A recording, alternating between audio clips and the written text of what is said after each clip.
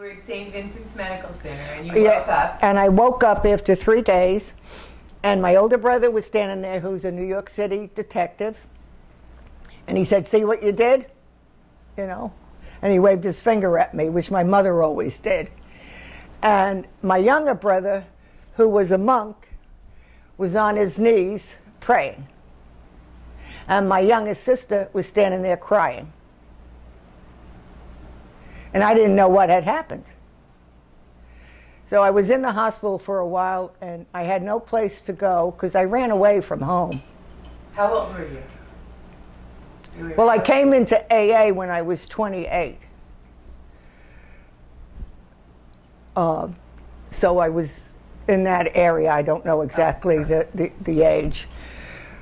And being I was born with brain seizures where I fainted a lot they didn't have medication back then. And I had to be watched all the time. And if you drank, you really had to be watched.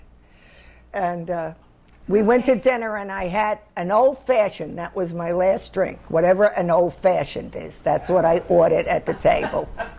I still remember that. And then we went out to New York to walk around and see the sights. Because my future sister-in-law was the first time in New York. And she asked if my brother would bring her there, being he was a policeman. And it started to rain, so we stood under this canopy outside a store. Next thing I know, 3 days later, I'm waking up in St. Vincent's Medical Center. My brother just called a police car over and threw me in it and brought me to St. Vincent's Medical Center. They didn't expect me to live. And when I came to, this is what I saw. My family standing there, not my children, because they were still with their father. Their father wouldn't give me the kids. I used to run away with them, so I would have them with me. I had a suitcase packed with the essentials under my bed at all times in case I had to run fast. And I did a lot of running. And my children came with me. I always took them with me. And I know your brother helped you find AA. How did that go? Because he was a detective? My older brother, who was a detective, said to me in the hospital, I heard about this thing called AA in the police department. And when I go back to work, he was on vacation or had days off or something. He says, when I go back to work, Catherine, I'll look into it for you. When I got out of the hospital, the place I went, my youngest sister took me into her home. And one morning I came down from upstairs and the phone rang and my sister answered it and she said, it's for you. And it was the chaplain of the New York City Police Department asking for me. He says, are you still interested in AA? I didn't even know what AA was. I said yes, because I didn't dare say no. My family was waiting to see what I was going to do. And so they came that evening, early evening, a man and a woman, Vinnie Hughes and Joan Federico. And Vinnie was one of the counselors on the police department. He was a policeman also. And Joan was a housewife. And when they came to my sister's front door, there was a long hallway that came before you came into the living room. My sister had all kinds of pictures of family on the walls, and Joan was being really nice, saying, this is your family, Mary, and complimenting her and being nice, you know, socially. And I'm in the living room sitting in the corner because I had to learn how to walk again, and my memory was where it was difficult for me, and I was afraid, and it was awful. And I sat like in the living room like this. And Joan came in, my sister sat over there, and I was sitting in the chair, and Joan gets up on the edge of her chair like this and looks at my sister and says, so Mary, you think you have a problem with alcohol? I fell in love with AA. She mistook my sister for the alcoholic because she was talking, you know, all the way in. And my sister said, no, not me, huh? Then Joan's attention was totally on me. Then my sister made tea, because we always drank tea in the evening, and put cookies and whatever out in the dining area, and we all sat around the dining room table. And the one thing I remember, my sister would play back what was said, but the one thing I remember is one thing Vinny said. He said, "Catherine, we can't guarantee you anything. But if you don't pick up one drink one day at a time, you won't get drunk. Things may not get better, but you will, and we'll help you handle it." That was all I remember. So they told me to call them the next day. They had a meeting set up for that night. Joan and Vinny came together and picked me up. This is how they did it. You were never alone with anybody. There was always other people. And they brought me to different meetings, and they brought me only to open meetings in the beginning. They said to identify, you know. In other words, you weren't, gee, there's other people like me? And then I remember and my sister came to all the open meetings with us. She loved it, because they had cake and cookies, and she liked anything that was free. Her addiction was not spending money. Yeah. And so she came to all the open meetings. So the first closed meeting they decided to bring me to was after like a month.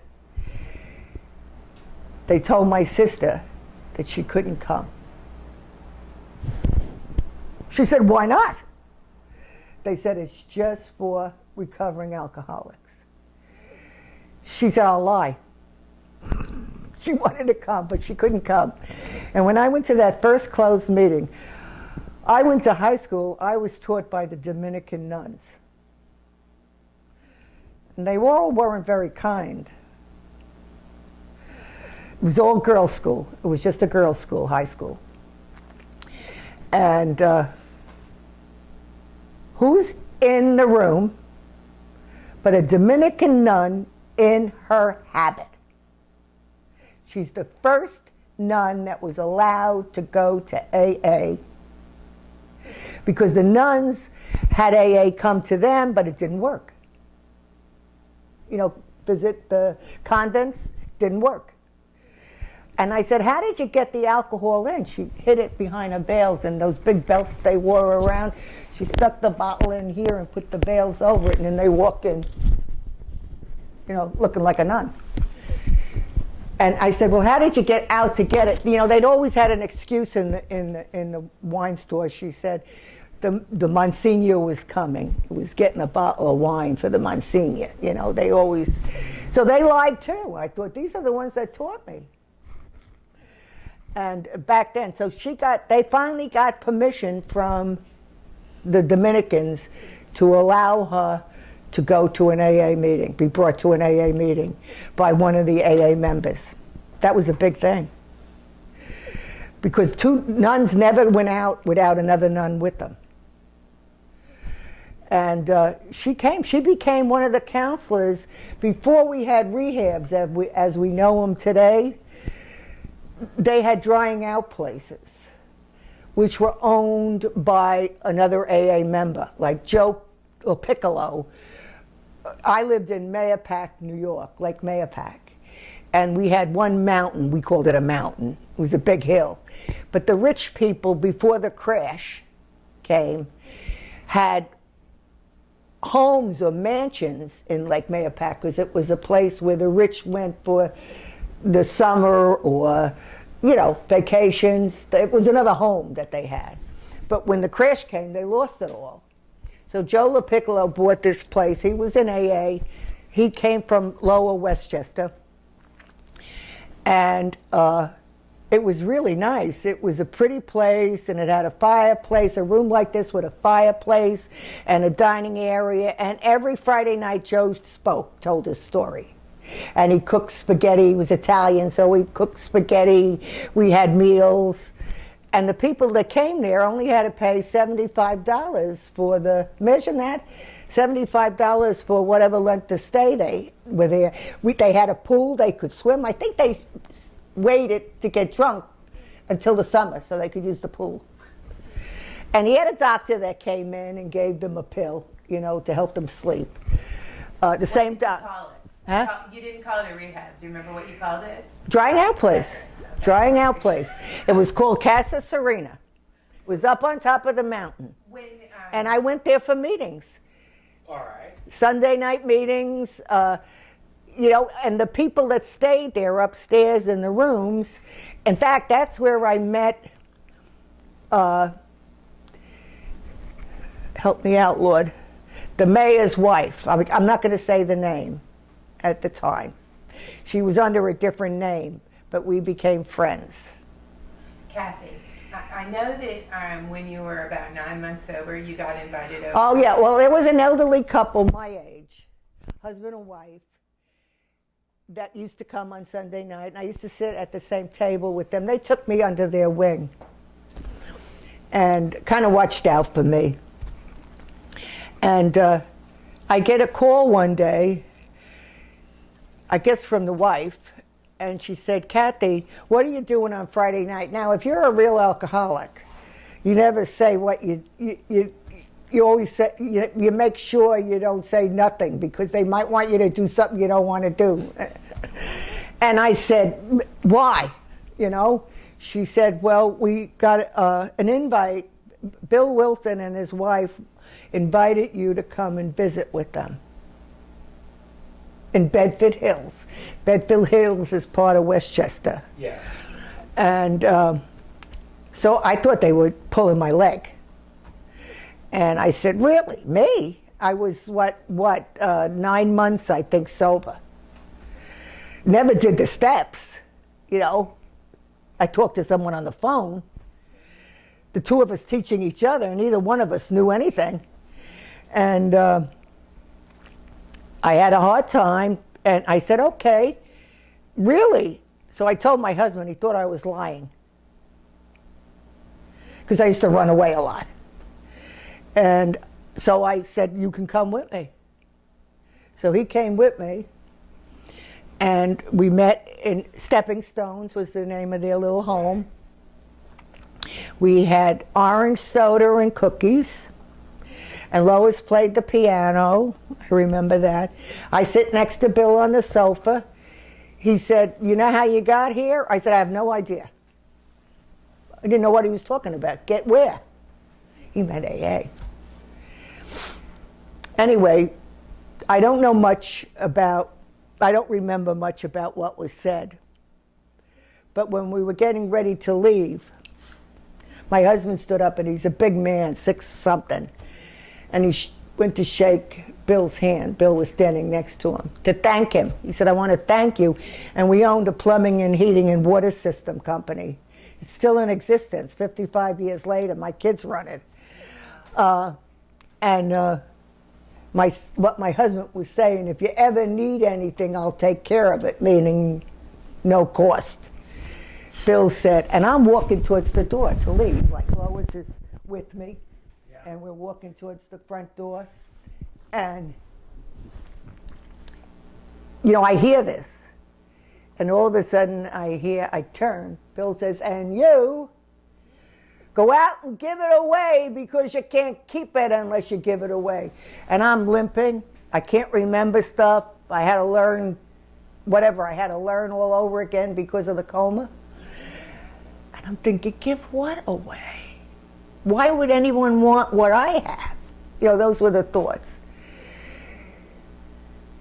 And later they said to me, because of your condition, you stayed sober. People come, it gives them hope. If you could do it, they could do it. I said, really? I just had to be there. And when I had an anniversary, back then in New York, when you had an anniversary, you didn't speak. I got Jack Rapp to speak for me. You got someone, I got Bill Wilson to speak for me. I got Clarence one time to speak for me. And Casa Serena, the drying out place. And of course they didn't charge Clarence anything. You know, him and Grace stayed overnight in the place, and they were treated royally. There was even a little guest house part of this mansion. But, and my family did the plumbing and heating and, you know. So what brought you to Florida back then? Why did I come to Florida? I ran away probably, Mary. Were you sick? Yeah, I had cancer. I had leukemia. I was going to die. You know how we are, very dramatic? I was very shy too, but that's not, I'm not any longer. But I was. And I was going to die in the sunshine, and all of New York was going to feel sad. They were glad I was gone, most of them. And why were they glad you were gone? why? Yeah. What were those first years of sobriety like? I had a few women friends. Well, I would get angry at times, okay? And Terry Kelly, who came in around the same time as me, she had relapsed a couple of times before I came in. And we became friends because we had husbands and children the same age, and we went to meetings together. And I would sit with her. We were the same age. And she'd say, Cathy, I see that look on your face. Do not say anything. I would watch this woman that came in, her and her husband came in and joined AA and got sober. And every time they were at this meeting, she would say about her serenity and her joy. And I didn't have any of that. And I thought, she's lying. So I see her after the meeting talking to someone, and Terry is holding on to me. She says, don't you? I went up to her, and I forget her name now. I'll say Nora. She was talking to her. I said, Nora, excuse me, I'd like to ask you something. She looked at me. She said, smiling. She was always smiling. And I said, could you put your hands out? And she did. I said, I want to see where the nails were when you got down from the cross, and walked away. That's the kind of things I would say. Did you do the steps in those Huh? What did you do about the steps in those early years? You know, I listened. There was a counselor or something that came in during the day and would sit where the fireplace was and talk about the steps. No, I didn't do any steps with, you know, if we thought we were doing it, we would discuss it on the phone, me and the girls that were around the same. I had no one to teach me. So you came to Florida. I came to Florida. So here I am in Florida in this new apartment, someplace in Florida, in Orlando. And I just got out of the hospital after being treated. And I'm scared. I'm scared. So I went to the telephone book and looked up an AA listing. And it was, whoever told me where it was the old Central. schoolhouse, or Yeah. you know the one I'm talking about. I drove there by myself and found it. Can you believe that? I shouldn't. And I went around the back. It was a little house, okay? You walked in this door and you're in the kitchen. Yes.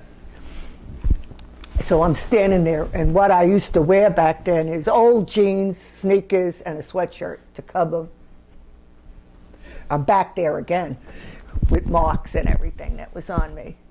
And I had no hair. I still don't have any hair. This is a wig. But I had no hair, so I looked like someone that just came off the street. You know, maybe just came in after drinking. I'm standing there looking around. You know, you're looking around to see what's going on.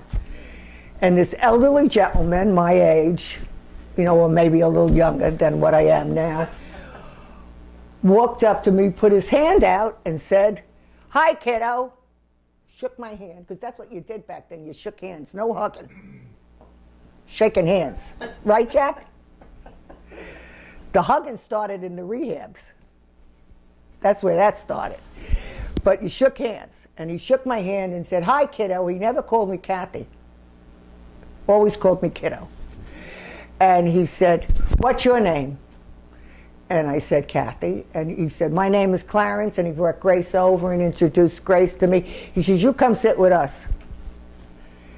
Now, if that had been someone around my age at the time, I would have said, hey, I'll see you later, because I would sit where I wanted to sit. But it was an elderly person. To me, it was an elderly person, okay? And I was taught to respect the elderly. Even if I didn't agree with them, you respect them. And so I said, I'm going to get a cup of coffee, I'll find you. So I get in line to get a cup of coffee, and the person standing behind me, I don't know whether it was a man or a woman, overheard us talking and said, you know who you were just speaking to? And I had a little bit of an attitude back then. I said, well, he said his name was Clarence. She said, well, he's the oldest sober living member of Alcoholics Anonymous. I said, so? In other words, what's that going to do for me? I'm dying of leukemia. I've had a terrible life. And that was the thought that went through me. And I went in to see where they were, because I said I would sit with them, and they were elderly, and I wouldn't not. Well, I never sat in the front row, in front of the podium, ever. I always sat in the room where I could see the door, to escape. You don't realize, therapy helped me with that, to understand what was going on. I always had to know I could get away. And there's Grace and Clarence sitting here's the podium, and they're sitting right there in front of it. I thought, oh, Lord. So I go over and I sit next to Grace, and then she goes over and holds my hand. I'm like, you didn't do that. You didn't touch people.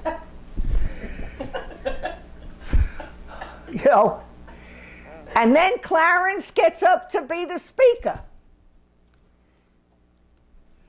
I never heard the steps the way he told his story by using the 12 steps.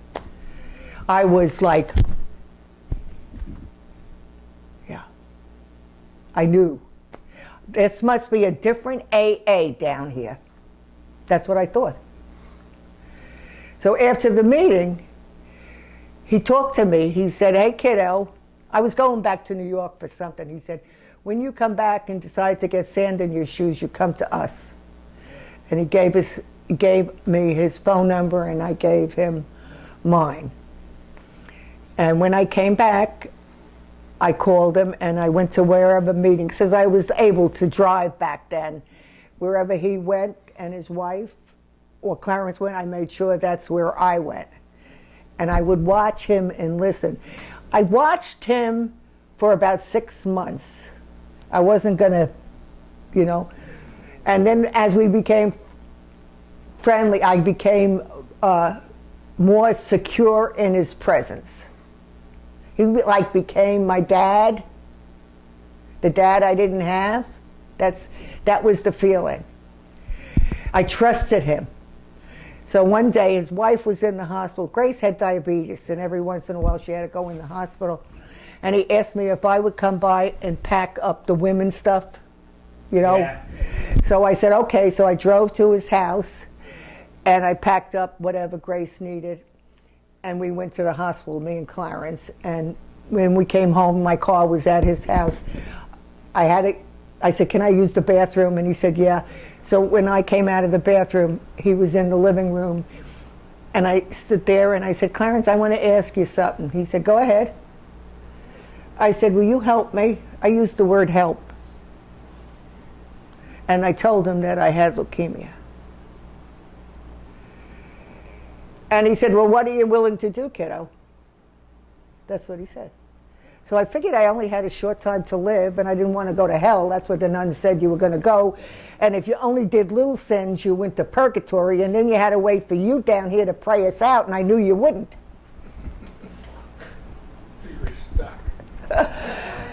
So Clarence said to me, do you believe in God? And I did, because that's the way I was taught. He said, well, you know about him, but you don't know him. Like if somebody told me about Mary, that she has red hair and she's pretty and she's a social worker and she does political stuff and all of that. I would know about her. But until I was introduced to her, and then we exchanged phone numbers and we met for lunch, we had a relationship then. So this is how he explained it to me. He said, so I'm going to introduce you, and God has a first name, and it's Jesus.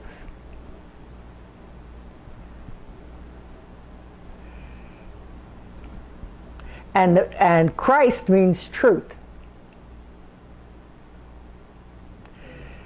So I went in, he brought me into, you know that little room he had? Yeah, I do. And he brought me in, he said, get on your knees, kiddo. We're going to pray. And you repeat after me what I say. And I did. Now, no bells went off or whistles or anything. I just did what he told me to do. And then I went home, you know. And I forget what he told me. Wherever his meeting was, that's where I would go. You know, would sit and listen. And sometimes Grace would be there and sometimes she wouldn't be. But they were going away. Clarence was always asked to speak at a state someplace. So they were going away and they had a little dog. What was his name? And they asked me if I would come and stay at their house and watch the little dog. And I said, yeah, sure. So he would call maybe every other day to check up on me, usually to make sure the dog was alive, that I didn't leave. But he called one day and he said, listen, kiddo, I want to ask you to do something. We heard about this young person that's coming in from Canada for the first time to the United States. And he's going to be preaching or speaking, I don't know what word Clarence used, at the Calvary Assembly of God in Maitland, Florida, this Sunday. I want you to go and check it out. I never was in the Calvary Assembly Church. So he said, call some of your AA friends up and have them go with you. So I called up 3 or 4 people, and one was a retired cop, and one was a 17-year-old kid. I knew his father, and he used to treat me like his mother, you know, so he came along, and they all became Christians. They did, eventually. And 2 of the women came. We get to the Assembly of God Church that night, and I was not feeling well at all. And the parking was horrendous. There was we rode around the parking lot, it was packed. One space open right in front of the church. We go in and we sit 3/4 back on the left side. Packed, the place is packed. So this is the first time I'm in one of these churches.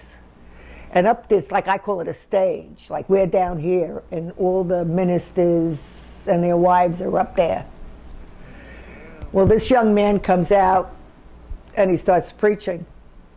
And he did a nice job. I mean, I didn't know what was right or what was wrong or anything. I just sat and listened. And his name was Benny Hinn. He was evangelist, a young evangelist. Then he started walking around, like down the left side, and he'd stop like at your place, an elderly woman, he'd be talking, and then he'd go on. I couldn't hear what he was saying because we were like over there, and he's here. But when he's talking to this one woman, or elderly woman, I call her elderly, he had his head down, and he'd stop and look up and look over to the left side. And then he'd go back and continue talking to her, and he'd stop again and look over. And then he went down and he'd be talking to her again, and then he stopped and he put his hand out. He says, stand up. You're being healed of leukemia. I looked around to see who he was talking to. When I walked up, so who I was with said, get up, Cathy, get up. They told me to go up to the front. Every step I thought I was going to fall down. And I get up there and he finally comes around. So I'm standing here. He's standing here. He never touched me. He said, tell me about yourself. So I said I was diagnosed, told him when, told him what they were doing. And he said, I rebuke you in the name of Jesus. And I thought, what the heck did I do? You know, I wasn't used to any of it. And the next thing I know, I'm laying on the floor. And he has the congregation singing and praising the Lord. Because I could hear everything. I couldn't move. I could not move. He did that 3 times. They stood me up, down I went again. He kept rebuking me. The 3rd time I was down, I felt like somebody was choking me. So the ministers that were up on the stage could look down. The young minister, I forget what he was in the church now, he jumped off the stage. This is like a, it doesn't sound real, does it? He jumped off the stage and put his hand on me and he said, release her, and the choking stopped. They brought me into a private room away from the congregation. All the ministers and their wives came into that room and they did a deliverance. I didn't even know what a deliverance. They laid me on the floor. My neck was here, and the young ministers and the woman commanded. The others were praying. It was like you were taking your 4th and 5th step with your sponsor. Every defect, I command the spirit of lies to come out of you. Whatever they kept saying. And I didn't know what was happening to me, but Jimmy, the 17-year-old or 16-year-old, saw them taking me into this room, and he got scared and ran up because he wasn't going to let anybody hurt me. This is the first time he was in this church. And they said, you can't come in, young man. He says, that's my mother. So they let him in and let him stand by the wall. And he told me later what he witnessed, that when they would command things, my body would do strange things. I didn't know any of this. And the last thing they commanded out was the spirit of leukemia. Then they told me to come out on the stage. I didn't know what had happened. But it was 3 years. Now, I went back to doctors. I was told to go back to doctors. And I started to go into remission gradually. It took 3 years, and I've never had anything to do with it since. And that's because I did what Clarence told me to do. The first time Clarence told me, when I asked him to be my sponsor, and he said, I'm going to tell you what to do. I said, I'd do anything. He said, knowing you, kiddo, I'll have to repeat it. In other words, you're probably not going to do what I tell you to do. The first thing he told me to do was get rid of something, okay? We don't have to go there. But a relationship. Stop it. And I would. And I didn't. Him and Grace had gone away again for something. And when they came back, I couldn't wait to talk to him. I get on the phone that evening and said, oh, you're back, and start telling him blah, blah, blah, blah, And he says to me, he listens. And when I'm finished talking, he said, well, did you do what I told you to do? And I lied. I made excuses. Excuses are lies. In other words, he wasn't going to waste. So the next day, I called and I got Grace.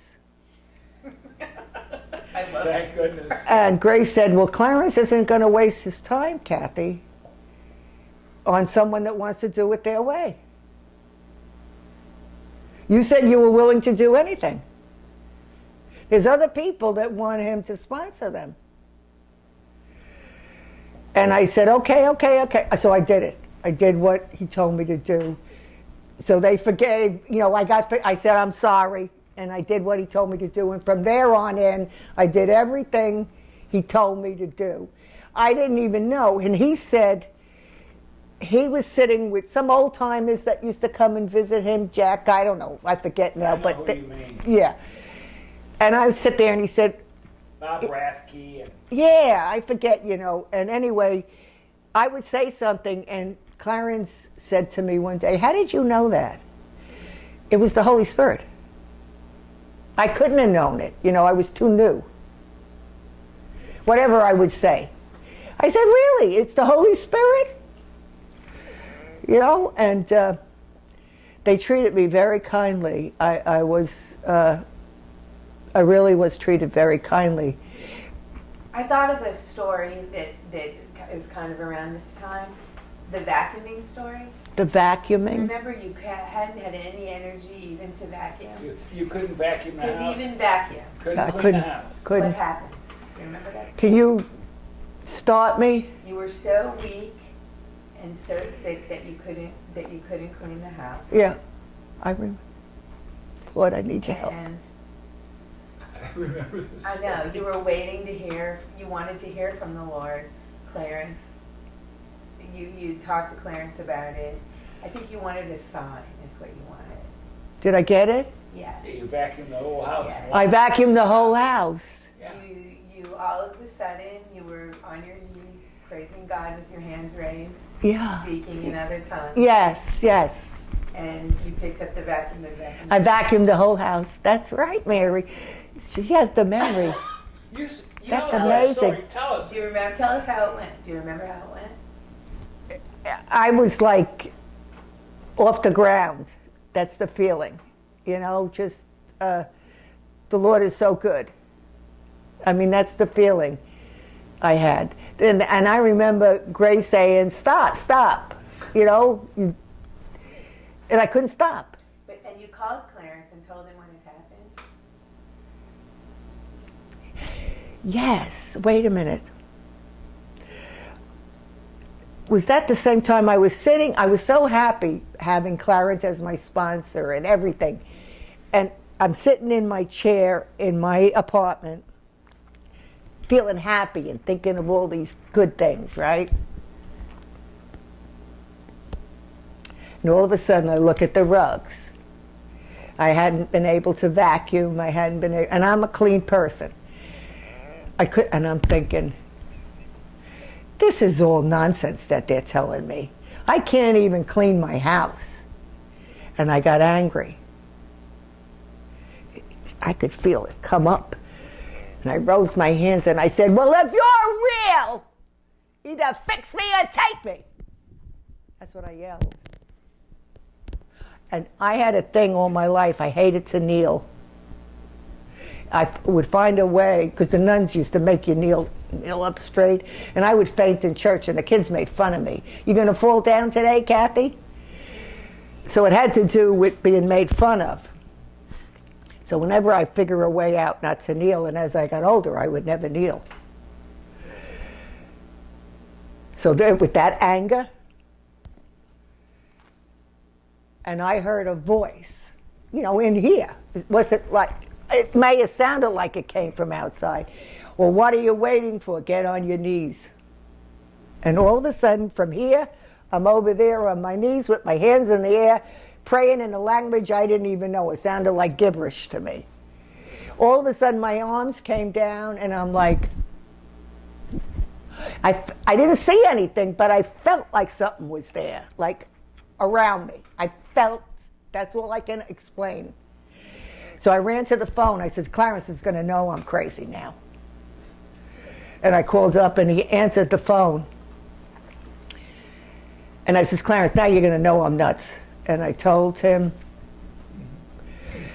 And he said, this is what he said, "Well, before you had a story, now you have a message." He was, you know, that's the way he didn't go into. No, that's him. Am I right, Jack? Just the way he always was. I loved it because you understood. You know, wasn't all this. No BS. No BS, no BS. He said, "Before you had it," I says, "Clarence, what do you think?" He said, "Well, before you had a story, now you have a message." Let's talk a little bit about the beginning of the retreat. Oh, okay. Well, Jack was at the beginning of the retreat. Not before you, though, Cathy. You went to retreats before I did. Oh, My first retreat was at Camp Florida in Brandon. And you said that...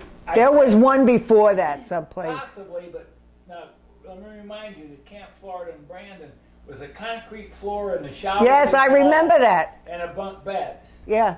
Now, that was the first one I went to. I think that was the first one I went to, Probably Jack. so. I think so. And then we That was went. the first place, I think. It was It was the accommodations were. It was, you know, the men had. You had to take a shower with everybody. You know what I'm saying? Locker room deal. Yeah. It was probably for kids. You know, the camp for kids. Why did he was. start it though? What was he thinking? Why did Clarence decide that he needed to? He did this long before we had that one. He had retreats over on the Pete? West Coast. St. Pete, yeah. St. Pete, yeah. And He he, and Annette got this thing started. Annette Nelson. Remember? that's who right. I was trying to think That, of. exactly. Annette what I was Wilson trying to and think. she, not Wilson, but Annette. Nelson. Nelson, Little right. bitty gal. Yes. I remember that's. And that's, yeah. You were a head taller than Annette. Yes, you're right, Jack. That's the one. And she always sat next to Gracie. Yeah. She And took they care of sat Gracie together at, like this, yeah. in unison, like they were twins. Yeah. And Well, she helped Gracie a lot when Clarence died. yes. So And why did he why did he think that the retreats were necessary? What was his thinking behind that? To recap. I can't, Yeah. He thought that what you would tell me, Cathy, and I want you to say it, but you said that he said when man gets a hold of something, they either add to it or take away from it. or water it down. In AA, you heard this, Jack. In other words, I don't say I'm a recovering alcoholic when I'm in AA. I say I am a recovered alcoholic by the grace of God and the 12 steps of Alcoholics Anonymous. Clarence taught me that. Recovering is you're still having a problem. You know, who are you going to help? You got to give hope to people. So he was seeing what was happening. AA was becoming watered down, the message, or added to. You know, you had to do this or you didn't do that. That's what he saw, exactly. And that's why the retreats were started. Cathy, does this ring a bell? Okay. He knew what worked when it worked, and he wanted to capture that same essence it came to believe. That's right, and he did. That was the whole purpose. That's right, and he did. Available what worked when it worked. Yeah. Say that if you would. He wanted to capture what worked. And he saw that in AA it wasn't working. It was starting to deteriorate. And these retreats have worked. We need a spiritual recovery first. That's when you surrender, when you say, I've had enough. I quit, Lord, I can't do it. You know, I need help. That's when you spiritually, God said, okay, now you're ready. And alcoholism is a disease, just like cancer is a disease, or any of the other things that's wrong with my body is a disease. I didn't wake up, you didn't wake up one morning and say, gee, I think I'll have a drink today and become an alcoholic and mess up my life and hurt myself and hurt others. No. But the disease, when we were in the disease, it did take place. But here, AA came into existence, and Clarence was one of the original members, and Dr. Bob was his sponsor.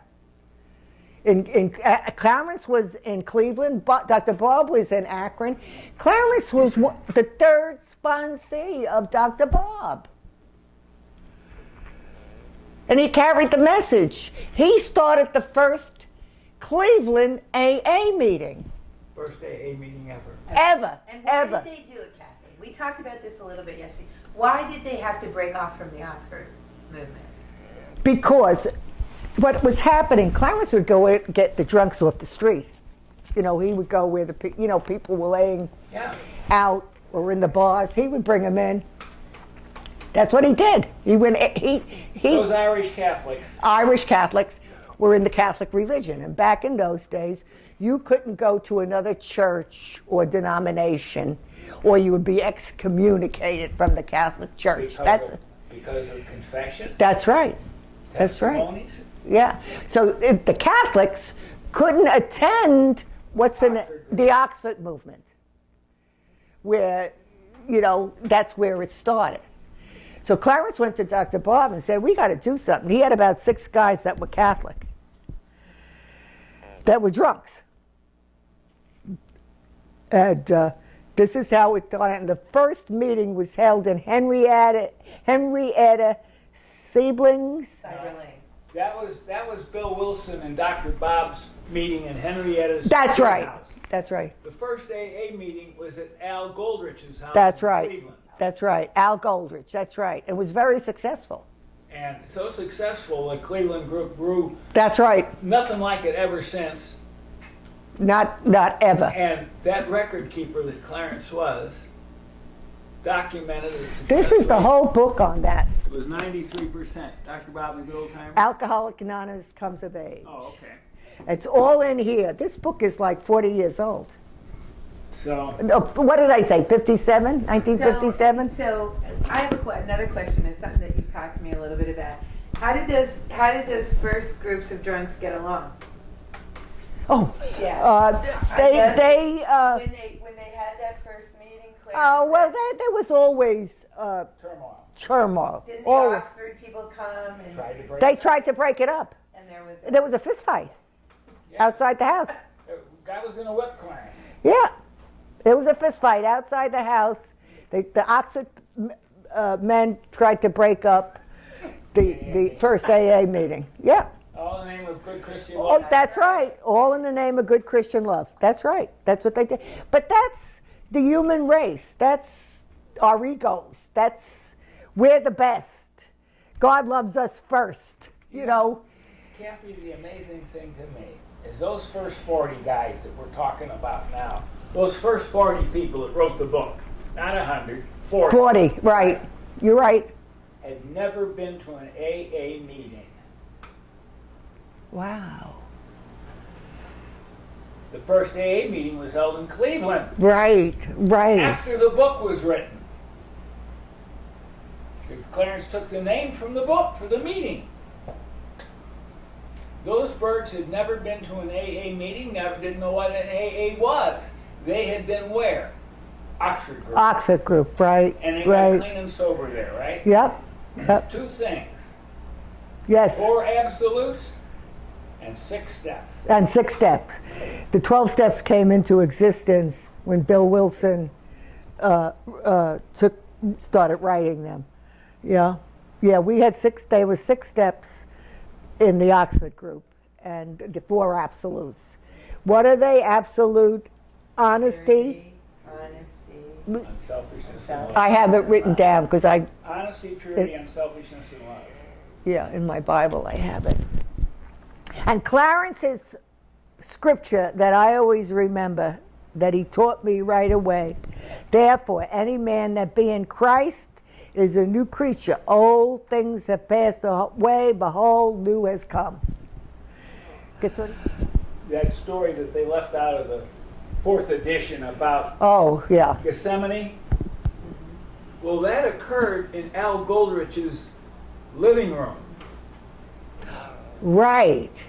And it was Exactly. Al's house that they held the first AA meeting in Cleveland. And Al's story, of course, was in the 3rd edition, but it's not in the 4th. No. That's so sad that they did that. Well, But everything, they put it in another book, didn't they, Jack? it's this Yeah. New Age thing. The New Age, yeah, that's what it was. It's what's happening to Alcoholics Anonymous. That's right. That's right. You're absolutely right. And that's why, AA has suffered. and that's why the simplicity of the way that Clarence explained things was so important. And there's a couple of things that we talked about this yesterday. Clarence said there was only 3 kinds of people. Do you remember what those 3 kinds are? The givers, the takers, and the users. The givers have to learn how to give wisely. I was a giver. I would give it, and I still have to be careful about that. I do that automatically. I feel for people. The givers have to learn how to give wisely. And the users and the takers have to learn how to stop using and take. But you know what you were. I was a giver from the time I remember my mother. There was another list, because we got the absolutes, we got the 3 kinds of people, and then there was another list about the 5 things that you have to do, what you have to do wisely. You remember those 5? And everybody has 5 things, and they need to use them wisely in every 24-hour period. Wise was a big word, I guess. But it was, I remember, it was substance, ability, time, talent, and I have that written down. each to be used wisely during the day. And this is really important to me because I'm busy. Yeah, she is. And those things that I go back to, you know, then there was trust God, clean house, and help others. That's right. That's right. Summed it up, right? Yeah. And yeah, that's it. That's all that I had to know. What was your involvement with Came to Believe over the years as it's grown? Oh my. They would use me in the beginning, after a while, not right away. I would be asked to speak many places. Right, Jack? We've been to Alaska together. Yeah, I've been to Alaska, I've been to England. To Arizona. I've been to England. England, Scotland, Ireland. No, I don't think it was Ireland. Was No, it? you didn't, 'cause I didn't go to. I didn't do the Ireland thing. But New I York, visited Ireland. What? New York, Yeah. Salt Lake. Wasn't New Jersey one of the? Yeah. Stewie Mountain. Yeah. Yeah. That was with Annette and Grace. way back. Yes. And yes. North Carolina, you were up there. No. North Carolina. Were you in North Yeah. Carolina? Yeah. Okay. Then Yeah. you were Yeah. One time. One time. Yeah, The okay. first retreat. the first one. All right. Yeah. So you've made a lot of them. And Oh, wait yeah. a second. Amory? Yeah. We can't forget Amory. No. I think his mother is. I stayed at the mother's house in Salt Lake. was it Wisconsin, right? Wisconsin, Amory. Yeah. Carroll's. Carol's house. I used to stay From there. Moffett. I never stayed in the little bunkhouse. They had They had the bunk beds too. Remember, Jack? Yep. And I used to stay at the house Yeah. with Carol. I'd go home from the meeting with Carol. Yeah. Yeah. But the retreat world, I mean, it just grew. I mean, it's like Jack bringing you here. When he told me, I was so excited when I spoke to Jack on the phone when he told me. We need I call you a young fella. I hope that's all right. I'm not offending you. I call myself a young person too. Yeah. I said, I'm getting younger. When they say, Cathy, how you doing? I said, I'm getting younger. You know how when you're young, you don't remember things? Yes. You know? You don't choose to remember things? Well, that's where I'm at. My kids have to remind me. But the retreats are a wonderful thing.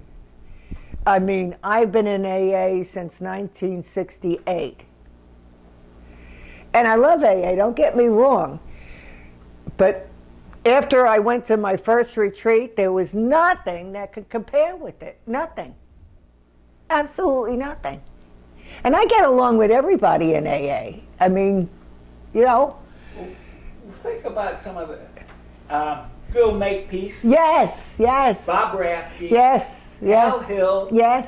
Some of those guys that we We used knew. to have We that would knew. come and speak, we just Yeah. Hal was such a terrific Yes. guy. Yeah. He was one of the old timers. We were so blessed to have those guys all involved and Came to Believe. Yes, all involved in the Came to Believe retreats. And we need them. We desperately need them.